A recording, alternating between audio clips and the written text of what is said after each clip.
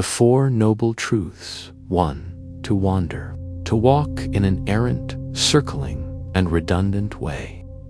By identifying in oneself and in others consistent loops, that is, the incessant repetition of either long or short cycles, we find the core of the Budhadharma. The first noble truth taught by the Buddha tells us of the truth that life is dukkha, which is constantly translated as suffering, unsatisfactoriness, or unease. Understanding that suffering, in all its diversity of manifestations, can be understood as a circular and repetitive pulse-loop, whether short or long, depending on the capacity to observe them, and the levels of concentration and calm for the assertiveness of understanding it by the one who observes.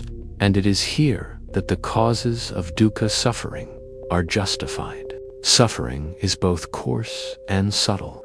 It resides in the mental and emotional faculties, in the conscious and perceptive, in the sensory, and in the physical body, such as the physical suffering of aging between birth and death. In this circular process of aging between one and the other, causes and conditions arise, generating endless types of pain and affliction. But is suffering the same as pain? 2. Suffering is the witness of pain. Therefore, its observation is the seed of liberation. Whatever the type of suffering, we name it not only for its content of dissatisfaction, but also for its content of gratification and satisfaction, which are, however, impermanent, without guarantee or durability.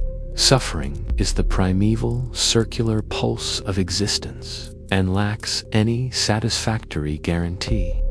Though the force of its inevitability is great, here it is understood that the escape, the break, the abandonment occurs through the understanding of its causality.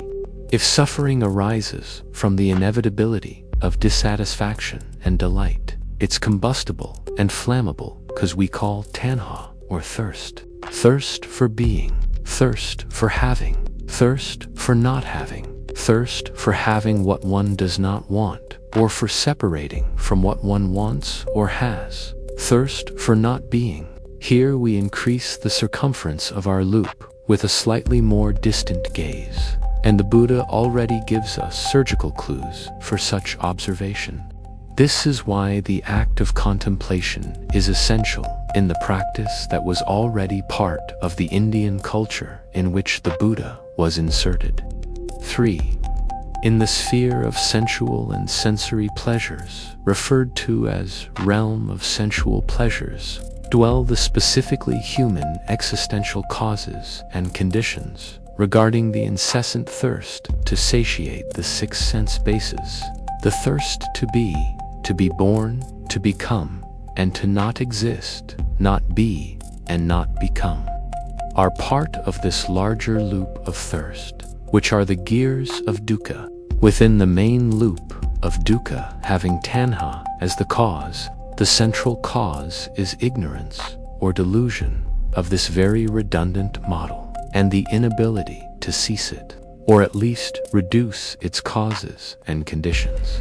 Distorted ignorance moves the will to fixate an I have, I am not, this is he is, she is, this is mine, taking through the six-based senses, eyes, nose, tongue, ears, body, and mind, a momentary attribute of grasping impossible to coexist with the phenomenal conditioned and interdependent reality to which they objectify themselves. This grasping is another part of the gears of the cyclomotor we call samsara when viewed in a macro way, giving causes and conditions to the emergence of desire and aversion, hate and lust, wrath and greed, literally wandering on, walking incessantly, attributing existence through the thirst for fixation on things that are unfixed and impermanent, conditioned,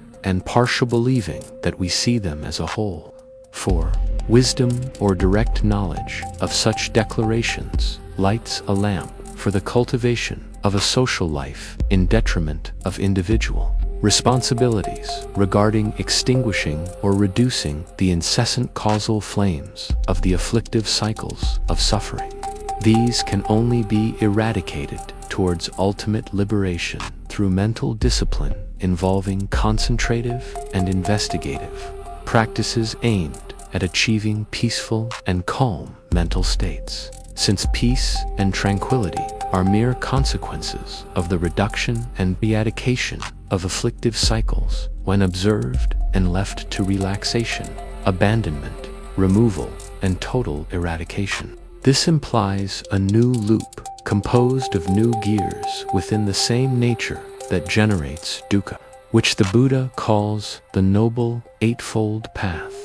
It consists of the practice of wisdom, ethical conduct, and mindfulness of the mind and its constituent, taking into account that what we understand as mind here differs slightly from the original conception of what mind is, which in fact is nothing by itself, like everything else. In the insertion of this anti-cycle, a true path is created that already declares existence, liberation. Thus is sharpened the burning blade of wisdom for the final liberation from all cycles, nirvana.